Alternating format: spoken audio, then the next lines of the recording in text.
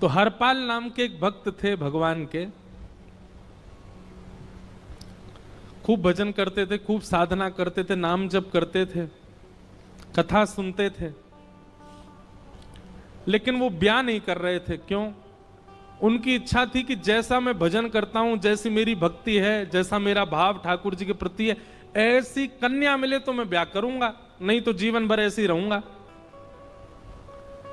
तभी उनके किसी रिश्तेदार ने आकर के बताया, बोले तेरे लायक कन्या मिल गई मुझको।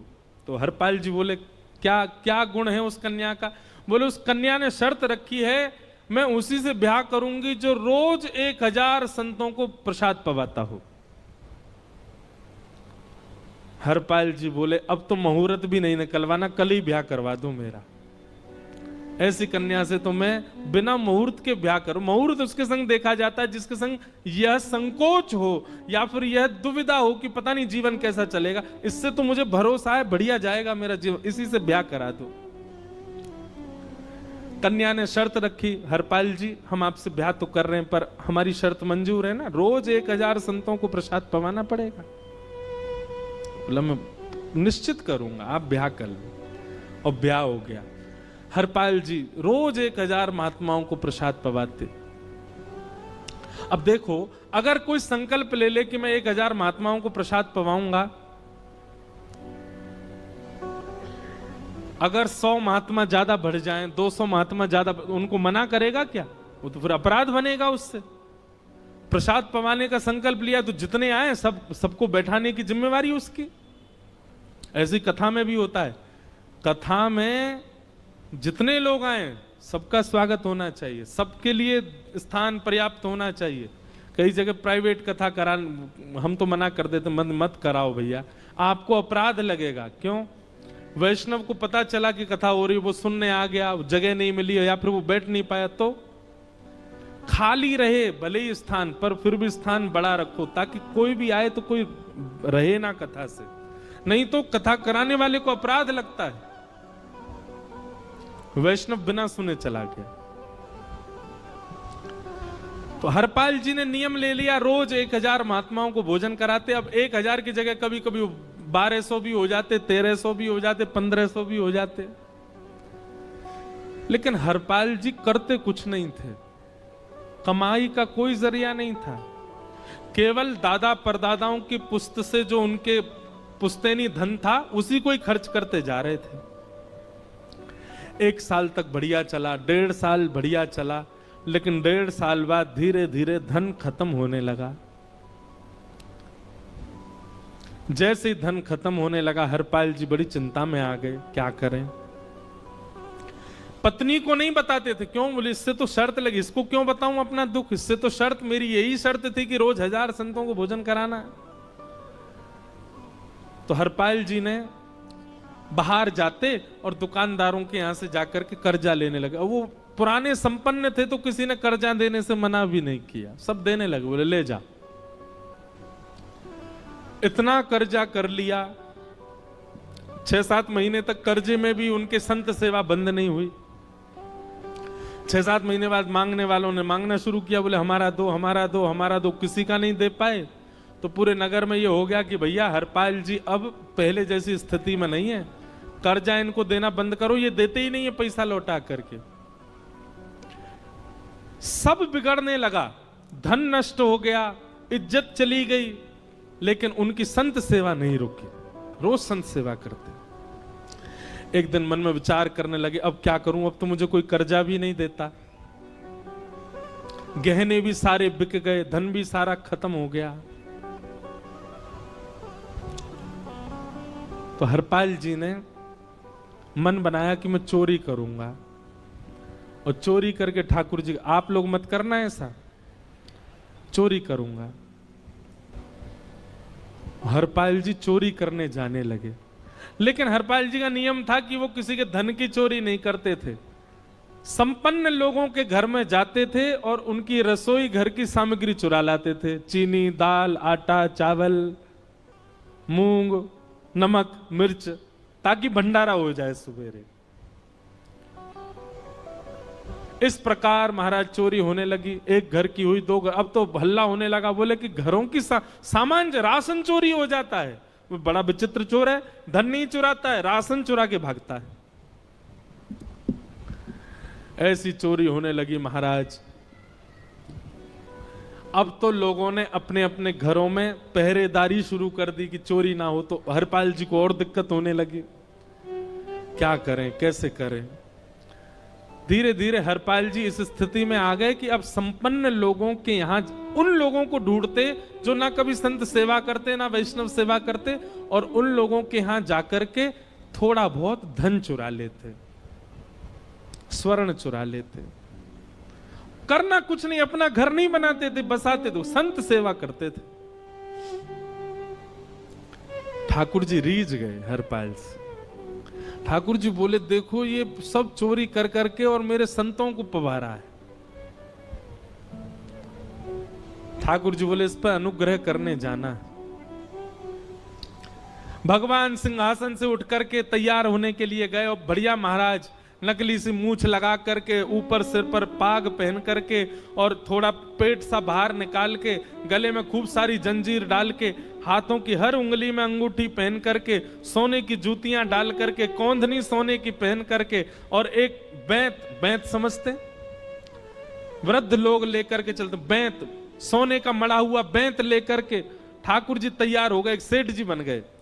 लक्ष्मी भैया ने पूछा, भगवान बड़ा सुंदर स्वरूप धारण किया, कहां जा रहे हो? बोले, अपने भक्त से मिलने जा रहे हैं। रुक्मणी जी बोली, मैं भी चलूंगी। भगवान बोले, तुम मत चलो, तुम उसको पहचान नहीं पाओगे, तुमसे अपराध बनी जाएगा। बोले, नहीं नहीं, भक्त दर्शन करने मैं तो जाऊंगी। भगवान बोले, जल्दी तैयार हो जाओ। सब लोग इधर देखो, वहां से कोई सामग्री आ रही है, कथा यहां हो रही है, इधर देखो, और फिर हम आंख बंद कर लेंगे, चाहे आप कहीं देखो। आंख खुली है तो हमको ही देखो। रुक्मणी जी एक सेठानी बन गई, ठाकुर जी सेठ जी बन गए, और दोनों ने मन में विचार किया कि हरपाल जी को दर्शन देना है। और यहां हरपाल जी की स्थिति क्या थी? अब संत सेवा के लिए कहीं से भी धन नहीं मिल रहा था। तो हरपाल जी एक मार्ग पर जाकर के बैठ गए और सोचने लगे, कोई धनवान यहां से निकलेगा तो उसको लूट लूंगा, और लूट के भाग जाऊंगा, सारा धन संत सेवा में लगा दूंगा। तभी उस मार्ग पर कोई और तो आया नहीं, ठाकुर जी सेठ बन करके आ गए। और महाराज खूब सारे गहने पहन करके, पाग बढ़िया सोने की जड़ाऊ पाग पहन करके, ऐसे वस्त्र पहन करके, और छम छम करते चलते आ रहे हैं। उन गहने ही बज रहे हैं ठाकुर जी के।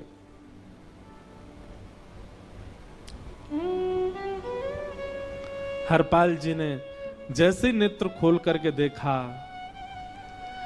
ठाकुर जी के रूप यौवन और सबरी उनके श्रृंगार को देख करके हरपाल जी बोले, ये तो एक आध साल के भंडारे की व्यवस्था आ रही है सामने से।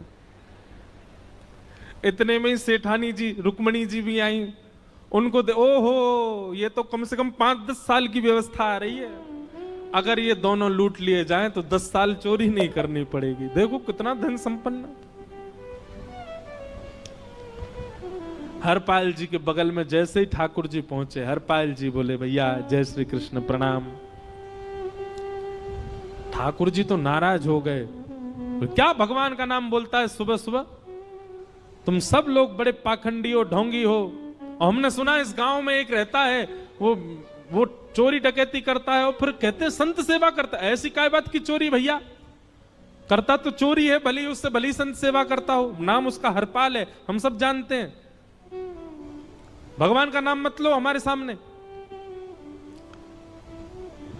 हरपाल जी समझ गए, वो तो बिल्कुल भगवत विमुख है, इसकी तो एक अंगूठी भी नहीं छोड़नी मुझको, इसका तो सब लेके जाऊंगा। अगर ये बदले में जय श्री कृष्णा बोलता तो एक आध गहना छोड़ देता इसका में, पर ये तो इतना बिखर रहा है भगवान का नाम सुन के, इसका कुछ नहीं छोड़ूंगा, सब ले जाऊंगा।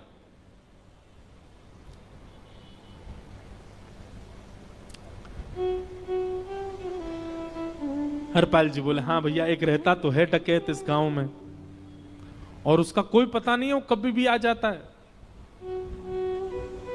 लेकिन एक मार्ग जंगल में होकर के है, उसमें गांव में नहीं जाना पड़ता। जंगल से गुप्त चुप निकल करके पूरे गांव पार हो जाएंगे, आप शहर पहुंच जाओगे।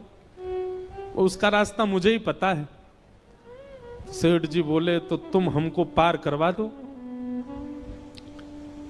हरपाल जी बोले मैं पार तो करवा दूंगा, लेकिन भगवान मेरे घर कुछ मेहमान आए हैं, उनके भोजन आदि की व्यवस्था के लिए मैं तो बाजार आया था, मेरे पे धन नहीं है। आप यदि मुझको कुछ दे देंगे तो मैं घर पर व्यवस्था करके आऊंगा, तुरंत आपको लेकर के गांव पार करवा दूंगा। ठाकुर जी ने उसको कुछ सोने की मोहर दे दी। बोले लो तुम अपने घर की व्यवस्था कर आओ। हरपाल जी ने सामग्री खरीदी, घर पर पहले व्यवस्था करके आए। बोले आज की व्यवस्था हो जाए, क्योंकि आज तो 10 साल का सब चोरी करना समय लगेगा। पत्नी से कहा भोजन प्रसादी बनाओ, संतों को पवाओ। संत पूछेंगे मैं कहां है, तो कहना कि आप लोगों की 10 साल की व्यवस्था करने गए आज। हरपाल जी लौट करके आए और सेठ जी से कहा आइए आइए चल दीजिए मेरे साथ और हमारे संगी चलना बिल्कुल। ठाकुर जी रुक्मणी जी चलने लगे।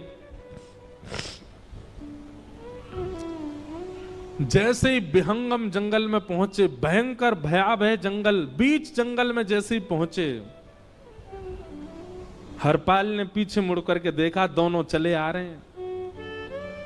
तुरंत महाराज वो तो अपने रूप में आ गया, शेर की तरह गर्जना करने लगा, अपनी लाठी धर दी सामने और अपने सिर का स्वाफा निकाल करके सामने बिछा दिया।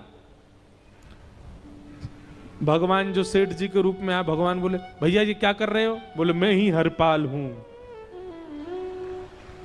सारे सामग्री निकालो, डाल दो यहां पे, एक चीज भी मत छोड़ना, नहीं तो तुम जानते नहीं हो तुम्हारा क्या करूंगा। ठाकुर जी तो थर थर कांपने लगे। रुक्मणी जी बोली देखो कैसा नाटक कर रहे हैं। रावण के आगे नहीं डरे थे, कुंभकर्ण के आगे नहीं डरे, हिरण्यकश्यप के आगे नहीं डरे, और वो हरपाल के आगे ऐसे कांप रहे हैं।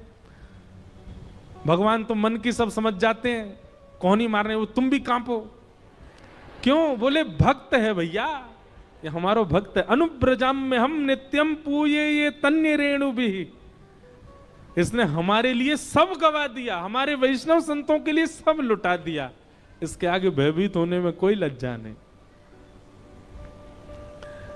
लक्ष्मी नारायण दोनों कांप रहे हैं और हरपाल कह रहा सब निकालो। ए सेठानी जी कान के कुंडल उतारो। कान कुंडल उतार दिए, नाक की नथनी उतार दी, सब उतार के धर दिए, हाथों के सब कड़ूला आदि भी धर दिए। भगवान ने भी अपने सब उतार। बोले बैंत कहां लेके जा रहे, उसको भी धर दो। बोले अरे भैया बुढ़ापे की लाठी, हम गिर जाएंगे। बोले कुछ नहीं गिरोगे, धर दो इसको। जीवन में कभी राम ना, जय श्री कृष्ण बोलने पे चिल्ला रहे थे मुझ पे, रखो इसको यहां पे। सारा धर दिया। बोले बहुत बढ़िया हो गया, अब 10 साल की व्यवस्था हो गई। इतने में भगवान की कनिष्ठ उंगली में एक अंगूठी थी। हरपाल बोला ये कहां बचा के ले जा रहे हो, उसको दो। बोले अरे भैया ये तो बहुत बचपन की हमारी अंगूठी है और ये आज तक हमारी निकली ही नहीं है और ये निकल ही नहीं पाएगी, इसको बाहर हम निकाल ही नहीं सकते, इसको तो रहने दो हमारे पास। बोले तुम क्या जानो, इस अंगूठी से कम 1 हफ्ता संत भोजन होगा और तुम पे तो दया करनी नहीं है। चिल्लाए थे मुझ पे जय श्री कृष्ण बोलने पर, निकालो इसको। भगवान खूब प्रयास करें, वो नहीं निकले तो हरपाल जी ने उंगली पकड़ी। बोले इसको काट देता हूं मैं, तुम्हारे पास उंगली रहने का कोई काम नहीं है, तुम उंगली से करते ही क्या हो। और महाराज जैसे ही उंगली पकड़ करके काटने का मन किया, वो काटने ही वाले थे, इतने में ही द्वारिकाधीश भगवान शंख चक्र गदा पद्म धारण करके प्रकट हो गए सामने। रुक्मणी जी महालक्ष्मी के रूप में प्रकट हो गई और दोनों ने अपने अंक में हरपाल को भर लिया। हरपाल जी समझ नहीं पा रहे ये क्या हुआ, दूर हटे। बोले नाथ, बोले हम साक्षात द्वारिकाधीश, ये साक्षात रुक्मणी तुम्हारी भक्ति से प्रसन्न होकर तुमको दर्शन देने आए हैं। हरपाल जी घुटने के बल बैठ गए, रोने लगे, सर रख दिया चरणों में, पटकने लगे। बोले नाथ, मैंने अपने नाथ को लूटा आज, मैंने अपने स्वामी के साथ डकैती कर रहा था, मैं अपने स्वामी की उंगली काटने पर मजबूर हो गया था, इसका मतलब तो मैं पापी हूं। मेरा पाप इतना प्रचंड हो गया कि मैं आपके रूप को नहीं पहचान पाया।